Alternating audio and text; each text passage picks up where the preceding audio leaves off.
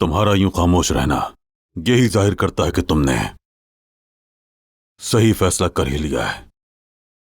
हमने तुम पर भरोसा किया और उस जुमाना नामी लड़की को अपने घर में जगह दी। किससे सवाल पूछ रहे हो? अपने जज्बात पर काबू रखना। अगर उससे शक हो गया कि नायला आयशा के पास गई तो सब कुछ बर्बाद हो जाएगा।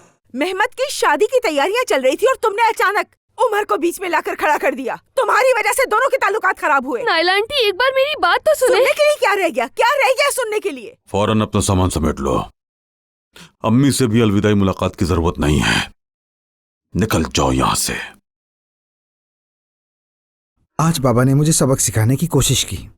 कहा कि जुमाना को नौकरी से निकाल दो, बदले में रेस्टोरेंट वापस दिलवा दूंगा तुम्हें। आयजा प्लीज कुछ तो कहो, इस तरह तो खुद को भी परेशान कर रही हो। उन्होंने कहा कि तुम दोबारा मेरे बेटे से नहीं मिलोगी। जब इंसान आशिक होता है तो वो अपने महबूब को अलग नजर से देखता है।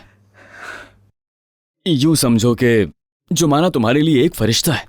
कल तक उसे निकाल नहीं पा रहे थे और आज कह रहे हो कि मैं हर्जाना दे दूंगा। बिलाखिर मेरा बेटा असली ताजिर की तरह सोचना शुरू कर चुका है। और मेहमत ने जो फूल भेजे उसका बहुत शुक्रिया। कितनी मोहब्बत वाला और शरीफ बच्चा है। मेरी तरफ से उसको शुक्रिया कह दीजिएगा जरूर।